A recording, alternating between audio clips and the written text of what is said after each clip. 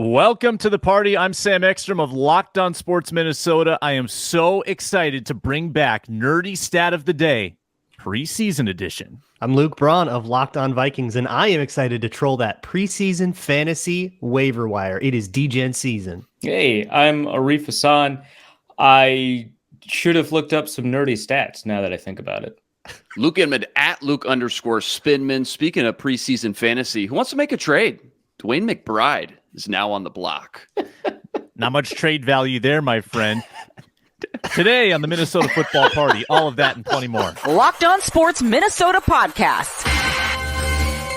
It's endless Minnesota Vikings talk with the diverse voices of your local experts. It's time for the Minnesota Football Party.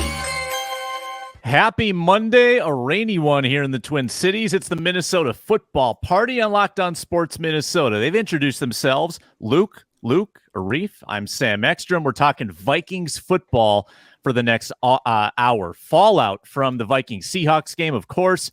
They've signed a veteran linebacker, and they've tried out a veteran running back since we last spoke. We'll dive into that. We'll have some nerdy stats of the day, preseason edition, and plenty on our preseason fantasy team contest. Before we get into it, this show brought to you by FanDuel Sportsbook, the official sportsbook partner of Locked On. Make every moment more at FanDuel.com/Locked On. Probably the biggest breaking news sounder that we've had in the show's history. Arif Hassan, take it away. Hey, thanks, Sam. I've launched my own Substack. It's called Wide Left. People familiar with my history of publishing might recognize that name from a podcast that Ben Natan and I did that primarily covered politics. The Substack is not just a politics Substack. It covers the NFL at large and also with like a bias towards Vikings coverage, right? And also how all of that intersects with political issues, whether or not they're directly related to the NFL, like things like labor, as well as stuff that might be kind of more of a contact point, things like, civil rights. And then also I might even occasionally throw in an unrelated political post as I feel like it. It's my Substack. I get to do what I want. If that sounds interesting to you, head over to wideleftpost.substack.com.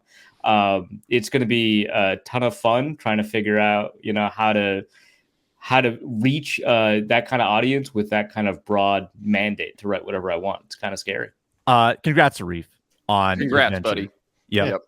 That's going to be fun. I will be subscribing to that for sure. Since Arif, you're the man of the hour, so we'll get your take first. Kind of actually, you know what? Before we dive into Vikings Seahawks, why don't we talk about the stuff that people really want to know? That is the preseason fantasy team standings. And this was a hit. I mean, I can never watch preseason football without this in my life again. Feels good when you're winning. It honestly did not affect my viewing experience that much because none of my players were playing. So it didn't really change much for me. Yeah, tough night for you. You had 3 that were not playing. You had Johnny Munt and Troy One who's cut, by the way. Or I shouldn't say cut, waived injured. But he's gone. Gone. You know what? The only one of us who had a full slate was Luke Inman. We all had at least one guy out, but I don't know. I think I had the three of the best possible players on my roster. Ty Chandler, leading scorer, 11 points. Nick Muse, second leading scorer, 10 points. And then one of the top defensive scorers, Luigi Villain, thanks to a strip sack right at the end of the first half. I'm leading with 29.9 points. Luke Inman, the Rager Powell stack really got you some good points, man. Yeah, that was good. Yeah, I needed that. Obviously, the 1-1, Dwayne McBride, he was kind of a dud game 1, so hopefully he can bounce back. But yeah, I needed that because between them and then Josh Oliver, I think we all assumed that Josh Oliver probably just wasn't going to get a lot of playing time come preseason. But yeah, you dominated, man. It was a lot of fun to watch, and I think we got something here with this preseason fantasy league going. Yeah, well, unfortunately for you too, Josh Oliver played a lot, and he just didn't get any targets. You could have cashed in tight on end, that. Sam. Well, if he's not a blocking tight end, the Vikings are going to hide that until week 1. That's true. There you go. Yeah. Ivan Pace paced the team, the point total for Luke Braun, 6 points on 6 tackles. Later in the show, I'm going to ask why PFF hated Ivan Pace's performance, but you got robbed. Like a 49, right? Luke Braun, he did. One coverage bust, but Addison robbed of at least 3 fantasy points on that toe tap along the sideline that was ruled incomplete. That I'm super bummed about. I would still be in third place, but I would at least be a little bit more in striking distance. I need a big comeback against the Titans here. And I think I need to make the right decision if we're going to do waivers here. Yeah, there's a lot of pressure on this. So here's the deal. We are allowing a waiver pickup. You must release a player, obviously, if you pick a player up. So in reverse order of standing, you can sign a player that has been brought on the Vikings roster since our draft. So that would be Jacob Copeland, N'Keal Harry, Abram Smith, Colin Thompson, or if you want a defensive choice, the new linebacker Tanner Vallejo. Am I forgetting anybody? I think that's the group. You've got Colin Thompson. Okay, yeah, you had an O-line. We don't have flex spots, right? So it's just wide receiver, running back, tight end. Okay. Oh, man. Arif, you would obviously get first pick, and you don't have, Knowles is never going to play. So but it's not like the odds that Madison plays are just very slightly higher than the odds that Knowles plays, right? Like it's just pick your poison there. Yeah. So who do you think's going to get you more points? I think. Honestly, I'm not going to say the names, right. But I think we all know who you're thinking about. Going in, kind of before the last preseason game had actually started, when you had announced this waiver idea, I was like, oh, I'm 100%. I have to pick Abram Smith, right? There's no question, because I'm not going to get any points out of running backs. But I'm also just not getting points out of this receiver, right? That's not going to happen either. And so the question is whether or not I'm going to get more points out of, and I'm going to just lay it all out there. Am I going to get more points from N'Keal Harry or Abram Smith, right? And that's the question. Abram Smith did all right, actually. He got more play than I thought he would. But I suspect that McBride is going to have more rushing snaps in the next game at the cost of Abram Smith. I think that they're trying to rotate that, see what McBride was doing as a kick returner, keep him focused on that job, that kind of thing. So I'm going to pick, I suppose I could pick Jacob Copeland. I'm going to pick N'Keal Harry, and I'm going to cut Malik Knowles. Rip, barely knew you. I think you just said Jacob Copeland, dude. It's already in. It's official. Jacob Copeland was the pick. Okay. Does it say on the card? We got it. Who wrote that? Mike Dice? The card is a no take backsies rule. It's like in chess when you touch a piece, you gotta. Are you guys seeing this craziness going on with the strike through? Yeah. Look at it. It's good. Yeah. And then it. What the heck? Maybe instead of clicking off of it, maybe hit enter or return. Try format paste. I was going to format paste if I had editing permission. So locked on. So click on Munt. Got it. There it is. All right. Luke Braun. Well, I'm in about the same place where I don't think Jordan Addison is going to play anymore. I got a couple points out of him. He was literally the last pick of the draft. Pretty happy with that. If he had that one catch, though, that would have been. Yeah. If he had another catch, that would have almost doubled it. But hey, I got something. I mean, he did have a catch. It just didn't count. Yeah. Do you want to keep talking about it? So he caught it, but they didn't count. Yeah, his toes actually. You could see the really, so particles. Those points. Only Kevin O'Connell. We're taking it more seriously. Yeah. Come on. But also Kenny Nwangwu's been hurt. Tristan Jackson is back, so I actually feel okay. Ooh, I like that. Otherwise, he would have been an instant drop. But it's either one or Addison, and it's which one do I feel? You don't think Addison's going to get? I mean, it only takes one bubble screen, and all of a sudden you're in second place the next week or something. You don't think Addison? Not very confident Addison's going to get much run though. Yeah, I don't know if he got. I think that might have been it. Yeah. Could be. But also, it would have to be Jacob Copeland if I dropped Addison, and I can still get Abram Smith if I drop Nwangwu. Mm-hmm. And Copeland didn't get any snaps last week, so if he does get snaps, it's going to be super deep. So I think I'm just going to drop Nwangwu and take Abram Smith, and then hope that maybe Addison, they just get the rookie more run or something and he gets one stupid bubble screen touchdown. Is there a second round waiver process where we can pick up guys that were just cut by somebody else? I was actually going to ask that. Not this week. Not this week. I think next week, though. Yeah, let's do that. Put down Malik Knowles' name down, too, because he was just cut, just in case somebody... If he gets picked up by like the Jaguars and gets a bunch of run, does that count? Just making it up as we go along. Luke Inman, you're next. I actually do I want? I mean, obviously, I'm not touching the stack. Rager, Powell, McBride, I got to roll with here. If we could pick Andre anybody, Carter, man. I was thinking about instead of Andre Carter, picking up a guy like Jay Ward or somebody like that. Andre Carter only you can only add guys that were recently added. It has to be right. So, I mean, really, it just comes down to Josh Oliver. Do you want to roll with Josh Oliver or roll the dice with Colin Thompson? Luke, you have a fully healthy and available team, man. That is pretty rare. You're saying I should just stick with it?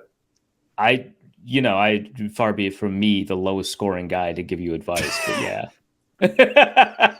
Yeah, this guy on the subway gave me all this fancy advice. Well, who was it? The guy's told me to draft Baker Mayfield. What? Baker Mayfield, Kyle Trask stack, dude. Come on. It's another question of will Josh Oliver play that much? I know. Yeah, he looked good though when he played. I know, but Colin Thompson, like, what are we doing here? I'm gonna roll with it. I'm just gonna stick with it. All right, what happens. Go into next week. See what happens. Maybe I scoop up one of these guys who gets dropped. Maybe next week. So because I didn't make a move, does that put me at the top of the order next week? I think it should. Come on. Legally, I think it should. Legally. Talk to my lawyer. Yeah, I'll consult the policy board on this. I think it might have to be reverse standing again to help parity. Sam, are you the policy board? Yes. Cool. Yes. It's kind of like the Mr. Captain back there? Decision committee. Discuss with Captain. Hey, Captain. Oh yeah, he just perked up. Yeah, he's awake. All right. So my choice is Lucky Jackson or Jacob Copeland. If Lucky gets back, even if it's just for the third game, I think it's worth it to keep him. Big play potential, right? I think that they are going to want to see Lucky a lot. So, and Copeland could be the guy that gets cut when they sign Kareem Hunt. Like, I mean, he could be the guy who's on the bottom of the pecking order. So I'm gonna keep Lucky. I love Villain. I love Muse. I love Thayer, the Slayer. I love Chandler. The Slayer. Yeah. I'm Chandler good. did all right for you, huh? It was really good. Passing game. And by the way, pass blocking. We don't get points for that, but how good was that too? I think I'm the highest rated pass blocker. Luke with Josh Oliver. We should definitely get points for blocking. I'm not zero bias at all. I just think for everybody equally. Luke Braun, you've watched the All-22 from this game. I think you've been tweeting about it at Luke Braun NFL. Give us some lingering takeaways or some like day after takeaways that you've amassed since kind of looking back at this game. Yeah, sure. I think the skill player blocking is probably a headline for me. Like from Ty Chandler and Pass Pro to every single one of Josh Oliver, Nick Muse, and I would say the first Josh Oliver blocking snap was not phenomenal, but I feel like he had a couple. Yeah, he had a couple he missed, and then he just like blew a guy into the ground. He just destroyed people. And then Johnny Munt did it, and then Nick Muse did it. It's like, all right, these tight ends are feeling it today. Yeah, right. It's like when Nick Muse is styling on you, no offense, Nick Muse, but goodness. That was sick. And I think the second team O-line, with the exception of Austin Schlottman, I think all four of those guys, Alan Ollie, I guess he's second team because Ed Ingram I thought he did well. He got a lot of flack for reps that looked bad but weren't bad. And then there was one miscommunication that was bad. And I think people thought he was just like being lazy and quitting on the play. And it's like, ask yourself if you really think that. So think about that for 1 second. If you go through like the various fan Twitters across teams, there's always like one, because it's a preseason, right? So communication is kind of at a premium. there's always like on each team, there's like one offensive lineman that gets like called out for being lazy, and like 99.99% of the time, it's a communication error. Sometimes the center snapped it too early, and that offensive lineman has been trained not to react so that it looks like the defense, so they can't be blamed for a false start, basically, right? And that looks lazy, but that is what they're coached to do, or there's a miscommunication on a pickup, right? Speaking of blitz pickups, Blake Brandel, holy crap, dude! But that was more of a stunt twist pickup. But oh my gosh, wow! He had that crazy one. Yeah, but like, I mean, that was the athleticism it would take to do that. But yeah, it just like you said, Luke, like, what are the odds that this guy is playing in the NFL? Like, and just lazy in the critical thinking brain for 1 second when his job is on the line. Yeah. But like I see the vision with this O-line thing. I remember hearing what Blake Brandel's in at guard. That seems so weird. He was doing so well at tackle. But guess who's coming into his own? Fadarian Lowe. It's like, oh, well, they got him at tackle and they had a need at guard, so they moved somebody inside. Oh, I get it. And both of those guys are doing well on the second team. Did Lowe play every snap? I was a little bit worried. Sorry. No, not every snap. 66. That's quite a bit. That's a lot. Oh my gosh. I was a little bit worried about Oli Udoh. You said that most of the second team offensive line did well. Yeah, so that's fair. Ups and downs, I guess I would call it, because he had some pretty sick highlights too. But with O-line, you obviously you care less about the highlights. Yeah. With the Ed Ingram thing, it's like, because he did look lost, which is what I tweeted out. I didn't tweet out that he like definitely screwed up or whatever. But like, looking back at that particular play where, I think it was pressure, not a sack. Looking back at that particular play, I think obviously there's a communication error. I probably would still pin it on him, but at that point we're making educated guesses, and the fix is easy. It's like they go back to the sideline and they talk about it and it doesn't happen again. Like this is not a thing you need to be concerned about. The highlights were very good. I think there was maybe one other instance where I was, kind of critical, but I mean, he didn't play, a ton of snaps, and the highlights, like you said, were really good. Like he knew how to use his upper body strength, which is a huge element that was missing from his game last year as he was trying to figure out what his lower body needed to do. He'd play more patiently. That was the thing I was asking for, was like, don't throw your punch out before the engagement, because then you're just begging, like a defensive lineman can go use whatever hand technique he wants. If your hands are just like out there, it's a gift to him. And it's a lot more patient, which he showed kind of at the end of last year, and we saw it again. So that's encouraging too. What did the All-22 show of Lewis Cine? I know he got absolutely blasted by Zach Charbonnet. Everybody made a huge deal about that. I know, the whole pad level thing goes back to his Georgia days, but he was also a really good tackler at Georgia in college and even on special teams a little bit last year as well when he got in there. But just, I don't know, just the All-22, if you honed in on him, maybe you didn't. I did. It's such a heartbreaker because he had like 4 plays that were like that first rep where he just like knifes in from the other side of the field. And you love to see it. And he was doing that all night. Yeah. And then he was tackling high and bouncing off. Like all of those plays where what you see in the broadcast is Lewis Cine come flying in and bounce off of Zach Charbonnet. A lot of those, he came from nowhere to do that. And it's so frustrating because he could have, it could have been the game of his life if he tackled. It really could have been. But because you can't tackle, you cannot call it that. And then there were a couple of times in coverage where I think he's still playing a little bit hesitantly. Yes. Where I think he sees it, but like he sees the right thing. He doesn't thing, trigger. Not breaking on it with click and close. Let's go. Yeah, well, it's not even just like click and close, right? Because that's like specific to a particular style of zone coverage. It's like literally just reacting to what he thinks he sees. Like he's just not. He takes 2 steps before he goes. It's like just go. Yeah, just go. I think like one good example of that actually might be the one that a lot of people are blaming on Ivan Pace for biting on the play action, which I get. Over. That Ivan Pace's coverage responsibility in that play is extraordinarily difficult. I just want to get that out of the way. And we were spoiled watching Eric Kendricks actually compete on those kind of overs for a lot of years. Yeah. And it's one that I remember because he probably takes 1 step too many going down on and that's what the margins that you're looking at on this play action, but he does need to take steps forward at the snap. That's his job. and he needs to spin back around. It's kind of like what people call robot coverage on play action to get to that over, to find basically his guy. But the thing is, so Cine has to make a choice there. So Cine has to make a choice between doubling the deep receiver or nailing the crosser, which it's not covered for. It's not automatically his choice to nail the crosser.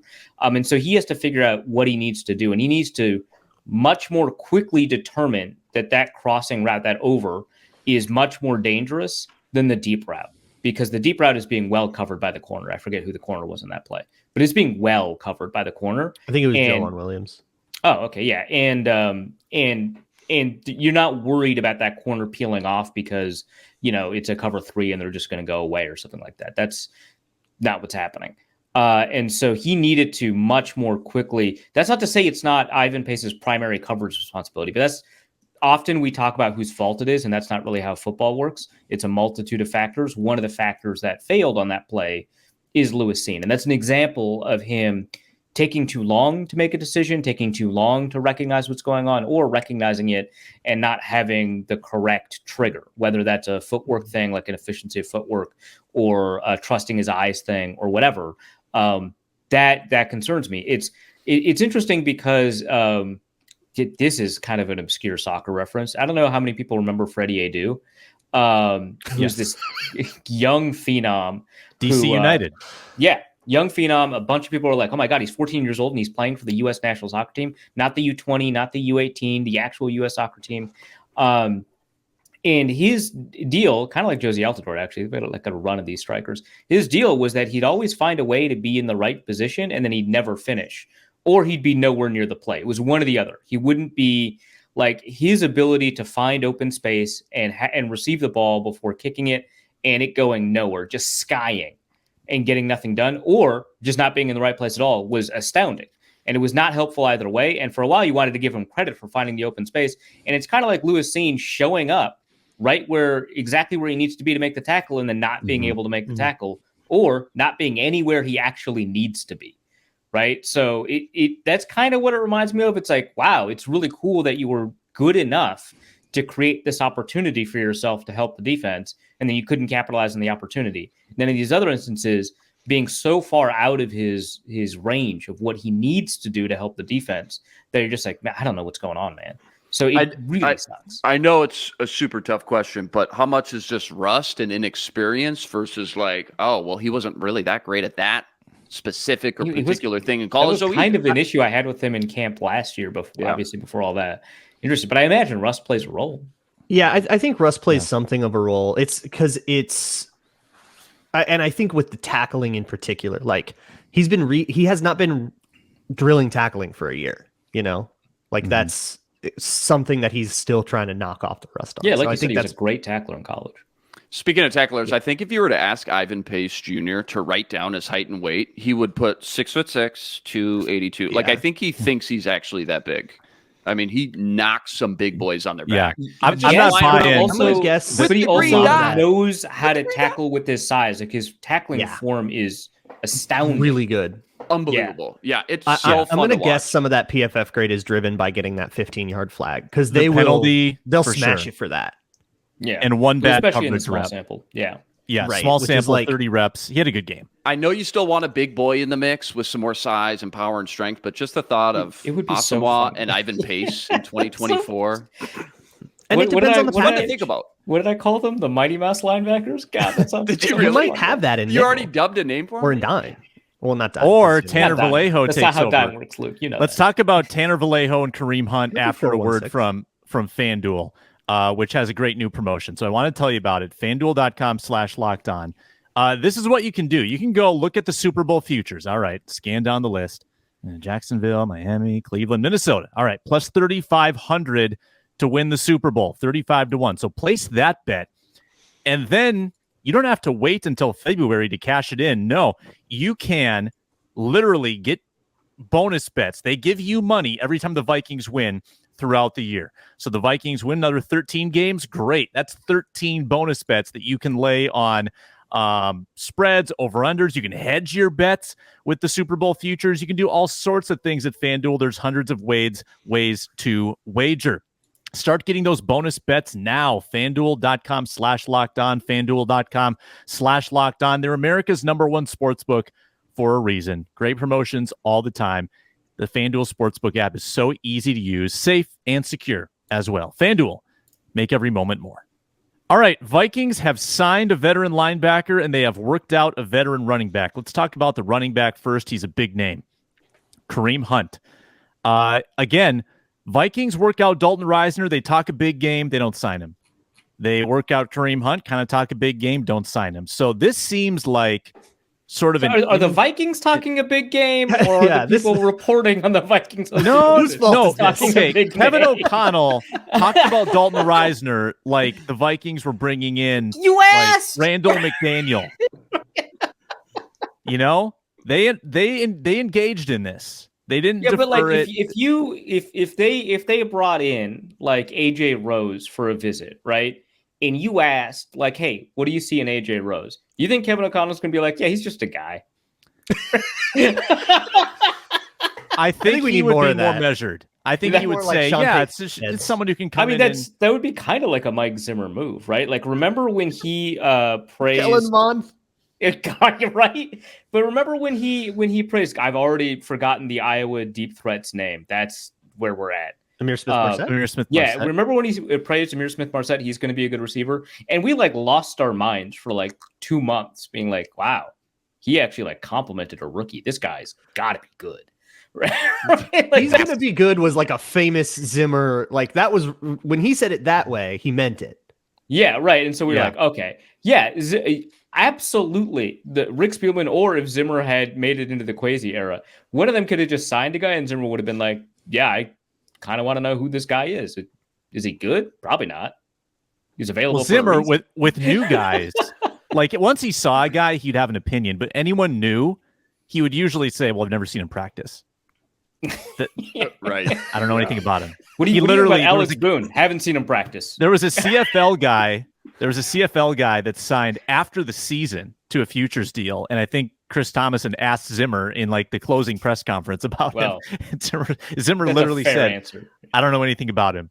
And that's a fair answer. Mic drop. That was the end of the season. Do you remember the 76ers when they were in their process era? And like they just like kept rotating through guys. They had like 76 guys on their roster in like the span of 2 months or something like that.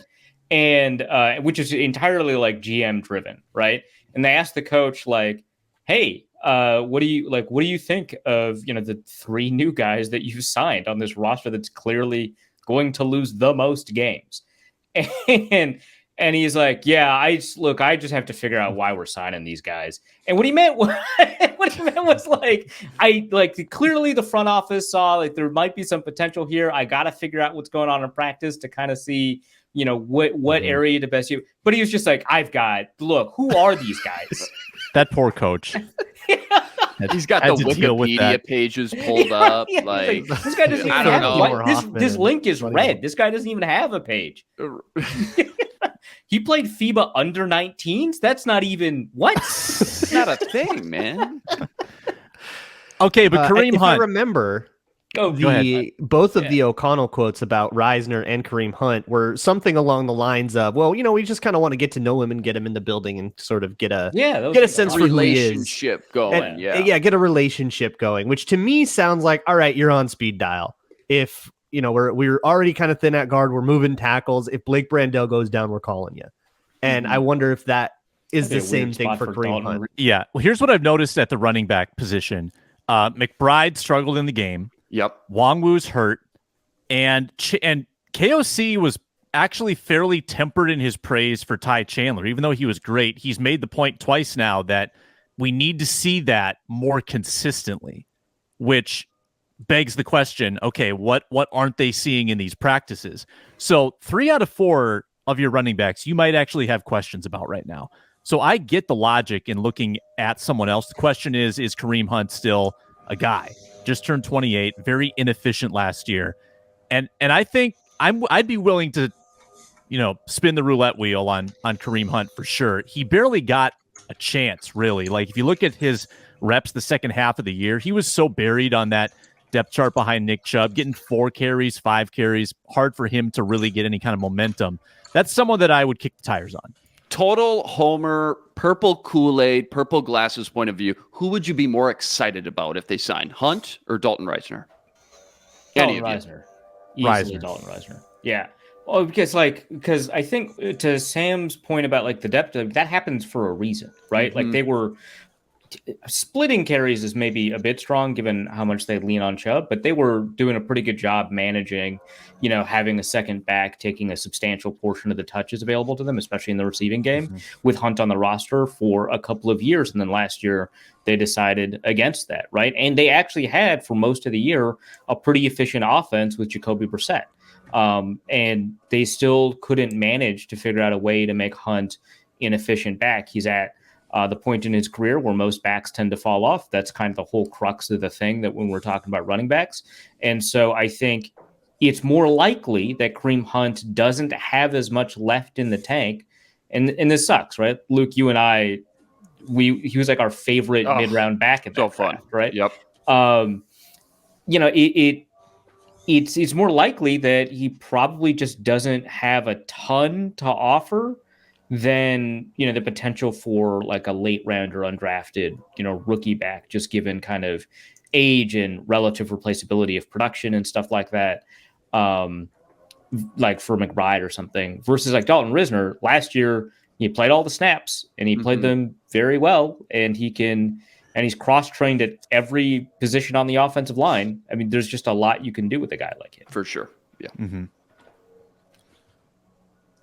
Braun, care to weigh in? I don't know. I don't really. I guess Kareem Hunt. I don't know how excited I feel about Risner, mostly based off of asking some people in the Broncos world about him and hearing about communication issues and getting out muscled by 3 techs and stuff, and some other concerning things that maybe the rankings that we're going off of. Like I asked, hey, if he comes in, he might be pushing like Ezra Cleveland or Ed Ingram, and they were like, yeah, probably not. So it's like, okay, so he's probably just like a depth piece. And I think that's the way the Vikings are treating him. Whether you agree with them or not, that seems like the way that they're approaching this. Kareem Hunt would be more likely to actually see playing time, I guess. So that's probably the more impactful thing here. But again, I also kind of think that it would require an injury for either of those things to happen, because these guys were free agents in March too, So Tanner Vallejo, he's on the roster now. 1,500 career special team snaps with 4 different teams. He's probably going to be an immaculate grid answer for me in the near future. Is this a guy? His his defense grades on PFF, not good, but he's also competing with Troy Reeder and Troy Dye for like the LB4 spot. So Arif, is there a spot for Tanner Vallejo? Yeah, no, I think so. I mean, the point of somebody like a Troy Dye or Troy Reeder is that they can provide special teams opportunities. I mean, the body type that Reeder and Dye and Vallejo have is primarily it's less used for linebacker and more used for special teams, where you train at the linebacker position in case you're needed for depth purposes.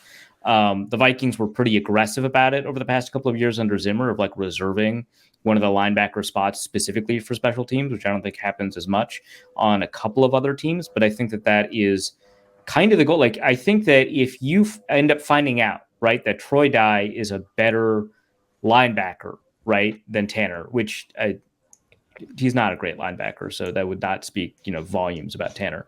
But if you find out that like Troy Dye is a better linebacker than Tanner, he should be a substantially better linebacker for Tanner's. Because Troy Dye, in my opinion, is not a great special teamer, despite in the no gloves looking like a long snapper, which he's dispensed of. So now, what do you have, right? His brand is gone. I can't believe he came out wearing gloves. I was just like, what is that 45? Is that the right jersey number? Am I doing this right? But there was nobody with no gloves. It was crazy. But yeah, it's so like, I think that the value that guy provides as a 4th linebacker is lower than he provides as like a core special teamer, because those body types are really coveted on special teams when you're looking for like not interior but not edge, kickoff or punt guys. when you're looking for field goal protection guys, when you're looking for like interior kickoff guys, like it's tough to find those body types. Like you can't just stock it full of like cornerbacks who run 4.2 or something like that. Troy Dye was like a tenth of a point. Sorry, Troy Dye was a tenth of a point from being the league's top special teams grade under Marwin Malouf 2 years ago. I bet. Sure. Whatever you say, Harvard. Okay. Really? All right, guys, I'm out of here. Leave on a high note. Was Troy Reeder the worst PFF graded defender? Was that what I saw? Or like bottom 5? Anybody verify that? Look it up. I got it up because I was looking for nerdy stats. Yes, he was. Was he? Yeah, was he the worst? Mostly driven by his coverage grade. Got it. Cool. Okay. So not great. I've got it. Well, since we're talking nerdy stats, I've got a good Vallejo one. Let's run that actually. Analytics fans rejoice. Woo-hoo-hoo! It's time to get educated. Whoa, you're blowing my mind right now. With the nerdy stat of the day. Tanner Vallejo. Do the Vikings want him playing actual defense? I'm not so sure. Why? In 2021, he had the highest missed tackle percentage of all qualified linebackers in football. Last year, he improved. He had the 3rd highest missed tackle percentage in football. So 2 spots better. Tanner Vallejo, pro tackler. Pro tackler. Great guy. Great guy. Oh, you don't need to tackle on special teams, right? It's fine. Yeah, not at all. No, you just shout at them when they're running by. Just scream at them. Scare them. Try to psych them out, basketball style. I think that's actually where the NFL's headed. You know, they don't want to tackle. So it just like verbal jabs. 2030. If you insult them, tell jokes about their mama, yeah, they'll fall down. That's like the Plains indigenous group. They had like a touch system. It's not called a coup. I'm trying to remember the name. But like one of the methods by which you might earn a feather, which you could eventually, put into a war bonnet, would be to run up to the enemy without a weapon and touch them and survive that. It's an act of bravery. And so I feel like in honor of that, you should eliminate special teams tackling. 100%. I love where this is going. I can see the vision. Roger Goodell, he's getting the all the XFL. Let's have him give it a shot. The inventor of modern football coached at Carlisle Indian Technical College. So I mean, look, it's incredible. Yeah. So love that. Was that your nerdy respects to Pop Warner? There'll be a wide left post about this pretty soon. Hey, there you go. Your debut piece, maybe. Jordan Addison, we've talked a lot about him. Looked great in training camp, looked great in preseason game. I'm thinking about him in that Adam Thielen role now, a role that was 2nd most routes run in the entire NFL, 5th most red zone targets among all wide receivers as well. So maybe more nerdy fantasy stat, but huge opportunities, I think, for Jordan Addison this season in this passing game. I'll go with it just tickles me. Nick Mullins and Jaron Hall did not have the same looking game, regardless of, better or worse or whatever, different play styles, exact same average time to throw at 3.06 seconds. Do the 100th. That's good. Wow. Which is honestly like an indictment of time to throw as like a stylistic stat, because it can manifest in so many different ways. It's a number that lends itself to interpretation. Use the best way to. You need some follow-up questions with it. Yeah, right. Such as, was he scrambling or was he waiting in the pocket? Which they're different answers, right? Nick Mullins did not escape the pocket nearly as much as Jaron Hall, who ran around a whole bunch. It's funny. I remember how that can manifest. I remember tweeting out like, "Oh wow, the Vikings have like a very managed game plan for Jaron Hall. It's a lot of rollouts, defined reads." And what's interesting is that he's playing very calmly. And I tweeted that out, and then he goes in the next drive and just forgets what poise looks like. And so a bunch of people are tweeting back at me like, "Yeah, you only got 37 passing yards, Arif. You sure about that?" And it's like, look, are we back to game day tweets? Do I got to remind you about how game day tweets work? Come on. So yeah. Football's back, baby. The For You page is so much worse for that. Anyway, I've been trying to look up a nerdy stat the whole time, this whole podcast. Finally figured out one that I kind of like. So Kareem Hunt, out of every running back with at least 100 rushing attempts, which includes Cordero Patterson, funny enough, so that's 43 running backs, Kareem Hunt had the third lowest yards before contact, which is traditionally not something that we tend to evaluate running backs. We're like, oh, yards after contact, that's great. But yards before contact is actually more stable of a skill from year to year. It's more predictive of what you're able to do as a running back versus what an offensive line can get you than we think. It's related to vision and stuff like that. Third lowest is pretty alarming. That said, it's not everything. Derrick Henry was the lowest. So, And speaking of Derrick Henry, he'll be here on Wednesday for joint practices. hey, nice lead-in. Look What at that. matchups are you most intrigued to watch on Wednesday? Ivan Pace versus Derrick Henry. Let's go. Meeting in the There's hole. only like a 60-pound difference. I don't. Yeah, I There will believe be a in Ivan crater Pace. Yeah, left in their wake. Yeah. That's the old Oklahoma drill right at midfield. Hold everything. There it is. We saw the message. Yep. The Vikings have made a roster move. They have signed tackle Chim Okafor and waived. Oh, the other Okorafor. Did they waive Copeland like I no, thought? it's Jackie Chen. Oh, Oh, okay. Waived injured or waived? Waived, and that is Rough. from the Vikings official Twitter. Rough. Yeah. Hmm. He didn't get any snaps, which is not a great sign when guys who joined the team like 2 weeks ago are getting snaps over you. Yeah, Like that's- multiple guys because Jared Williams and got with in. like multiple injuries in that Yeah. position group. And like many people have shuffled in and out of that tackle position, and they've all played over Jackie Chan. That's God. Rips to an all-name team legend. Yeah. Pace College great.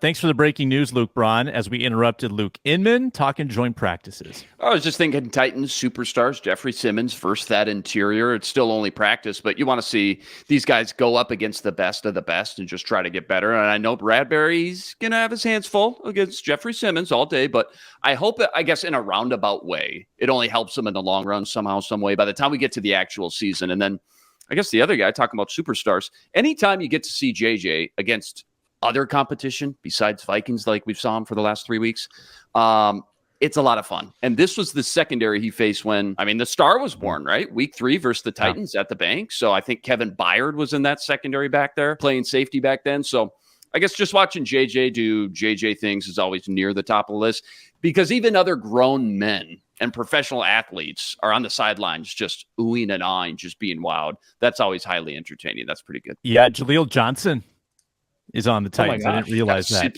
Oh my God. Another Old superstar. friend. Wow. Yeah. Yeah. Yeah. Another test for that interior line. Big Is test. Blossing still there? Let's take a look at this. No, he's with the Bears.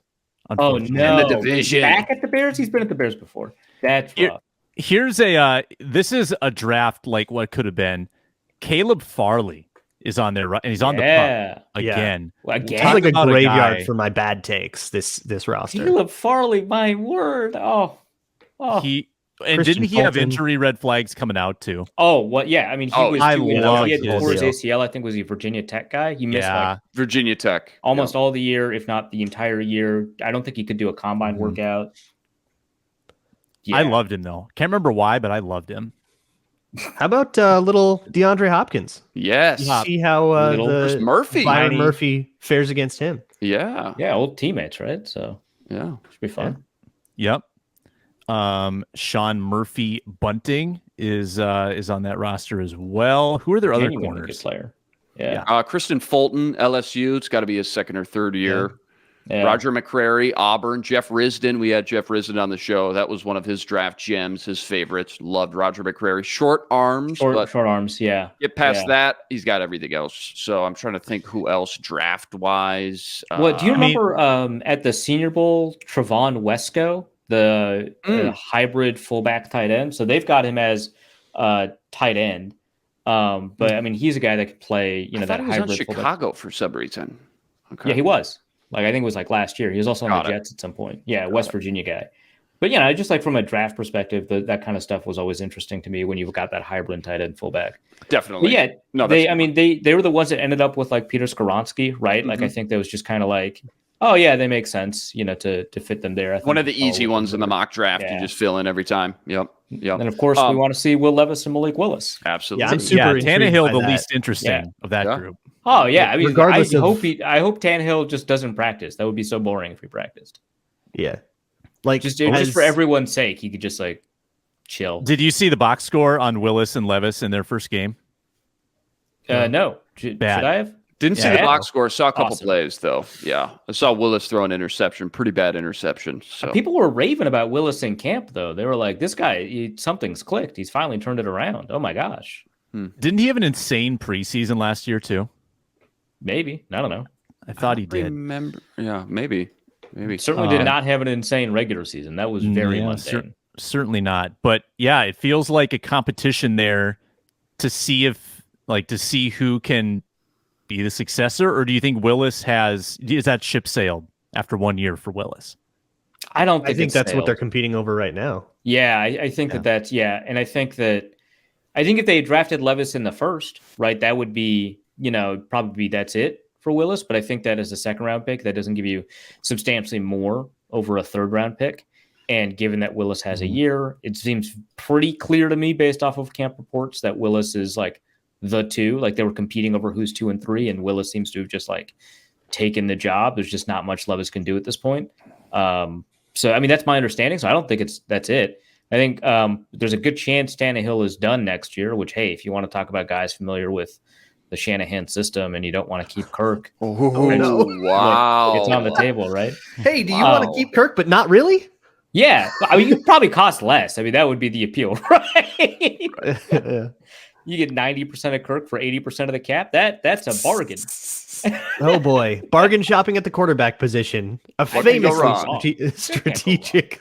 Look, Proven the 49ers strategy. have made it to multiple championship games with that strategy. Now, Just get Christian McCaffrey. ideally, you want a little bit more than just championship games, but we're working with what we have.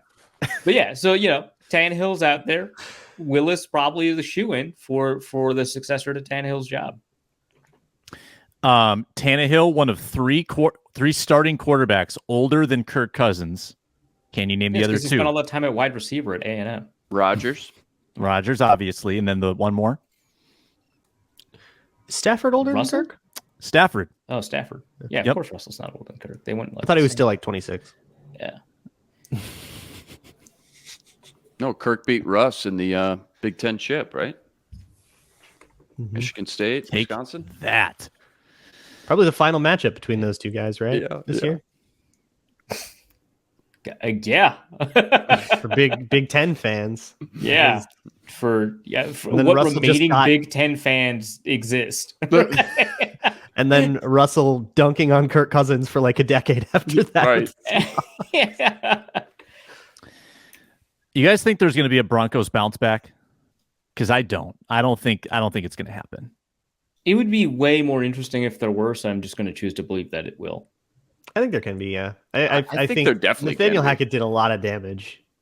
I think. Yeah, that I mean, definitely- even coaching when he is was so gone important. And they had the interim coach, Rosberg or something like that, Jerry Rosberg, Jerry. who's just like Jerry. Hey, it's Jerry. The game analyst like that they hired like 2 weeks into the season because Hackett couldn't manage timeouts, so they hired a guy to manage timeouts. He became Hackett that couldn't interim hack it. coach. Yeah, he couldn't hack it. So the guy that was hired 2 weeks into the season ended up becoming the interim head coach, and Russ just started playing better. Yikes. And I just feel like that has to mean something. Like, I understand I'm talking about like a 2.5 game sample, basically, but like it was markedly different without Hackett there. And I just feel like a guy who kind of knows what offense looks like. Sean Payton has had a history of doing some things on offense, I would say. Managing quarterbacks in the twilight of their 30s. Yeah, who are both under 6 feet tall. I just figure that there's probably something there.